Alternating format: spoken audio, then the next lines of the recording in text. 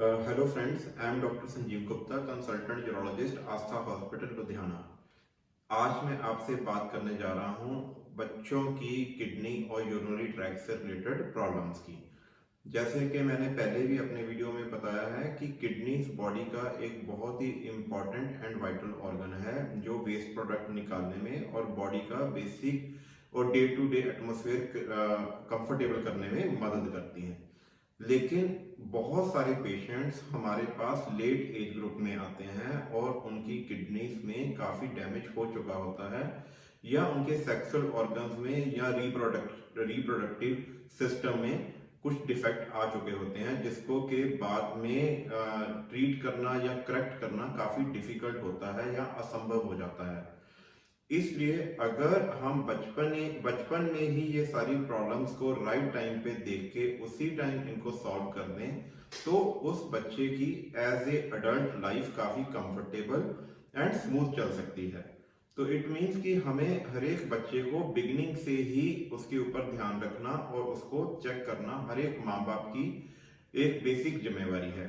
Right. और देखें जैसे कि बहुत सारे बच्चे रात को यूरिन बीच में पास कर देते हैं जिसको हम बेड वेटिंग बोलते हैं, या वो यूरिन करते हुए रोते हैं, या फिर उनके पेट में दर्द हो रहा होता है, या उनको बार बार बुखार आ रहा होता है, या उनकी ग्रोथ नहीं हो रही होती, उनका वेट नहीं बढ़ रहा होता।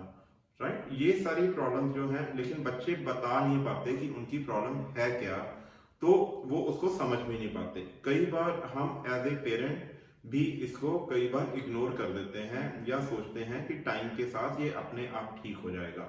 लेकिन ये सारी वजहों का, बुखार का होना मेनली फीमेल पेशेंट्स में, एक फीमेल चाइल्ड में उसके अंदर के वेल्व कमजोर होने की निशानी हो सकती है।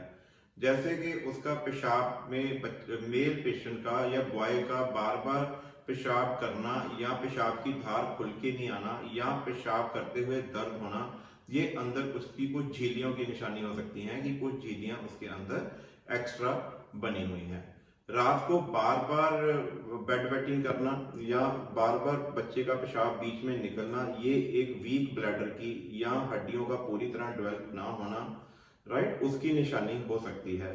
तो लेकिन ये सारी डिजीजेस करेक्टेबल हैं, जिसको हम राइट टाइम पे अगर देखें तो उसको करेक्ट किया जा सकता है और ये बच्चा इन सारी प्रॉब्लम से बच सकता है, जिससे फैमिली पूरी की पूरी फैमिली ही कंफर्टेबल रहती है। बच्चे का एग्जामिनेशन करना भी बहुत जरूरी है। जैसे मेल चाइल्ड में कई बार दोनों के दोनों या एक टेस्टिस या पतालू जिसको हम बोलते हैं वो नीचे नहीं आया होता। राइट। कई बार उसका आगे से पेनिस के आगे का रास्ता ही बिल्कुल बंद होता है, या उसको हर्निया होती हैं। तो ये सारी चीजें कई बार मैंने देखा है ओपीडी में कि जब बड़ा बच्चा आता है या बच्चे को काफी लेट लाया जाता है तो माँ बाप को भी नहीं पता होता और बच्चा भी इसके बारे में अवेयर नहीं होता। राइट टाइम पे आप एज ए फादर या एज ए मदर बच्चे को नहलाते हुए उसके जेनिटेलिया का चेकअप कर सकते हैं। मेल चाइल्ड में ये देखना है कि उसके पेनिस का साइज ठीक लग रहा है आपको, अगर आप फैमिली में और बच्चे भी होते हैं उनके मुकाबले में, या फिर एक उसके टेस्टिस दोनों के दोनों नीचे आपको फील हो रहे हैं, टेस्टिस या पतालू, ये दोनों चीजों में, या वहां पे कोई बल्ज तो नहीं है, या कोई सूजन तो नहीं है, स्वेलिंग तो नहीं है, ये सारी चीजें अगर आपको नजर आती हैं इसमें कुछ डिफेक्ट, तो आप अपने डॉक्टर को मिलके उनसे भी चेकअप करवा सकते हैं। तो इट मीन्स कि अगर हम बच्चे की प्रॉब्लम बिगिनिंग से ही ढूंढ लें तो उसको आगे जाके बहुत सारी दिक्कतों का सामना नहीं करना पड़ेगा। अगर टेस्टिस नीचे नहीं आए हुए तो उसके रिप्रोडक्टिव सिस्टम पे बड़ा असर पड़ता है और आगे जाके वो इनफर्टिलिटी का शिकार हो जाते हैं। ये हम अपनी ओपीडीज में या डेली क्लिनिक्स में काफी बार देखते हैं। तो इसके बारे में अवेयर होना बहुत जरूरी है।